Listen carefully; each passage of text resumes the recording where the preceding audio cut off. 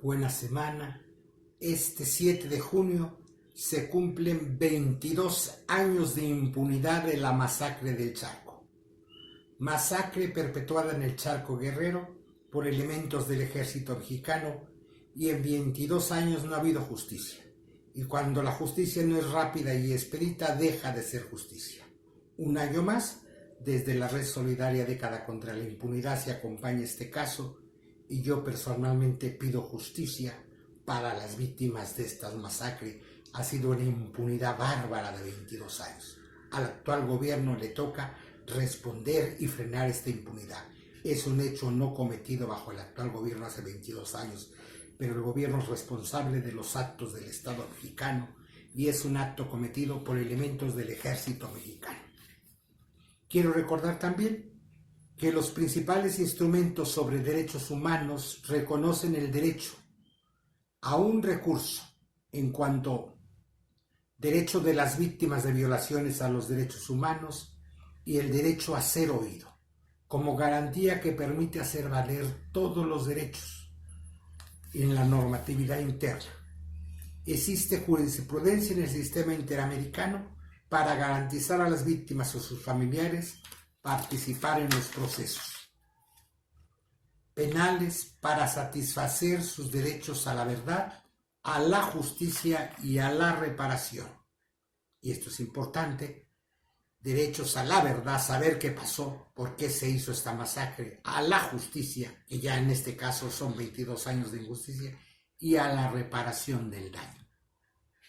Los principios fundamentales de justicia para las víctimas de delitos y del abuso del poder, adoptados por la Asamblea General de Naciones Unidas en 1985, y 20 años después esa misma Asamblea adopta los principios y directrices básicos sobre el derecho de las víctimas de violaciones manifiestas de las normas internacionales de derechos humanos y de violaciones graves del derecho internacional humanitario, a interponer recursos y a obtener reparaciones.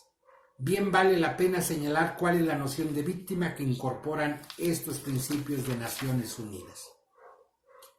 El principio 8 dice: a los efectos del presente documento se entenderá como víctima a toda persona que haya sufrido daños individual o colectivamente, incluidas lesiones físicas o mentales, sufrimiento emocional, pérdidas económicas o menoscabo sustancial de sus derechos fundamentales, como consecuencia de acciones u omisiones que constituyan una violación manifiesta de las normas internacionales de derechos humanos o una violación grave del derecho internacional humanitario.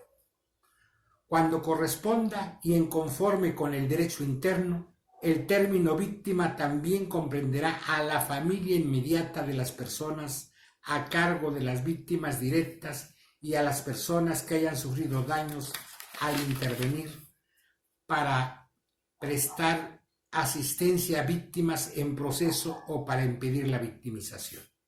El número 9 de estos principios señala: una persona será considerada víctima con independencia de si el autor de la violación ha sido identificado, aprehendido, juzgado o condenado, y de la relación familiar que puede existir entre el actor y las víctimas. Según estos principios, los estados, conforme al derecho internacional, deben asegurar que en su derecho interno que las víctimas cuenten con recursos suficientes, eficaces y rápidos, dice el principio 12, que le permita un acceso igual, efectivo a la justicia, una reparación adecuada, efectiva y rápida del daño sufrido, y 3, acceso a la información pertinente sobre las violaciones y los mecanismos de reparación. El principio 11. Los principios 12 al 14 de la parte octava de estos principios de la ONU hacen referencia al acceso a la justicia. El principio 12 dice a la letra: las víctimas tendrán acceso igual a un recurso judicial efectivo conforme a lo previsto en el derecho internacional.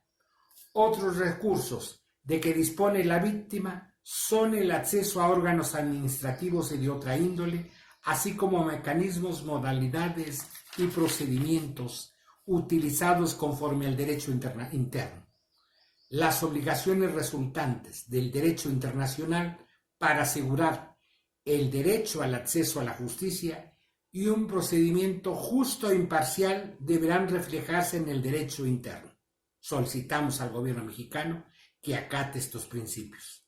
A tal efecto, los estados deberán dar a conocer, por conducto de mecanismos públicos y privados, información sobre los recursos disponibles contra las violaciones manifiestas de las normas internacionales de derechos humanos y las violaciones graves del derecho internacional humanitario.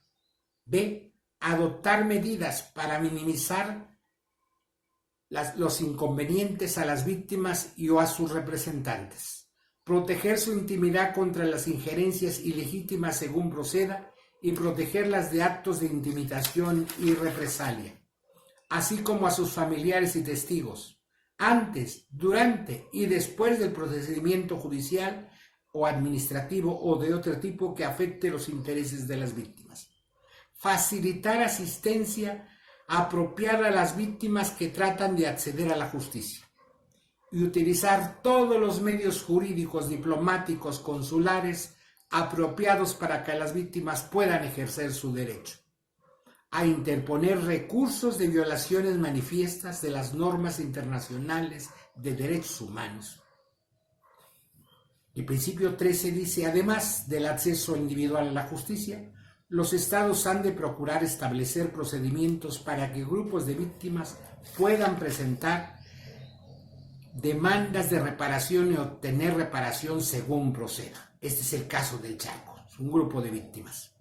Y el principio 14 dice, los recursos adecuados y efectivos y rápidos contra las violaciones manifiestas de las normas internacionales de derechos humanos o de las víctimas graves del derecho internacional humanitario han de comprender todos los procedimientos internacionales disponibles y apropiados a los que tenga derecho una persona, y no deberán redundar en detrimento de ningún otro recurso interno. Hay abundante jurisprudencia por parte de la Corte Interamericana en este tema. Las medidas de restitución pretenden restablecer el derecho conculcado cuando sea posible. La indemnización es el reconocimiento de una suma de dinero por todos los perjuicios evaluables económicamente, tales como el daño físico-mental, la pérdida de empleo u otras oportunidades, los daños materiales, incluido el lucro causante prejuicios morales, y los gastos de asistencia médica, psicológica y jurídica. La rehabilitación incluye una atención médica y psicológica, así como los servicios jurídicos y sociales. La satisfacción contempla medidas destinadas a esclarecer la verdad de lo ocurrido. Queremos saber por qué el ejército mexicano masacró en una escuela pública a estas poblaciones indígenas. A recordar la memoria de las víctimas, a solicitar disculpas públicas, a aceptar la responsabilidad de los hechos, a promover una educación de derechos humanos que cuente lo ocurrido. Las garantías de no repetición contribuyen a prevención mediante el control de las fuerzas y procedimientos militares, el fortalecimiento de la independencia del Poder Judicial, la protección de profesionales en situación de vulneración, la educación en derechos humanos a todos los sectores sociales y la promoción y capacitación también en derechos humanos a los funcionarios encargados de hacer cumplir la ley, entre otras. Y otro derecho importante, el derecho a la verdad. El derecho a la verdad es un derecho autónomo e inalienable que ha sido reconocido por el derecho internacional en los últimos años. En el sistema universal goza de un respaldo de diversos instrumentos internacionales. En el sistema interamericano ha sido desarrollado por la jurisprudencia de la Corte Interamericana de Derechos Humanos y de la Comisión Interamericana de Derechos Humanos.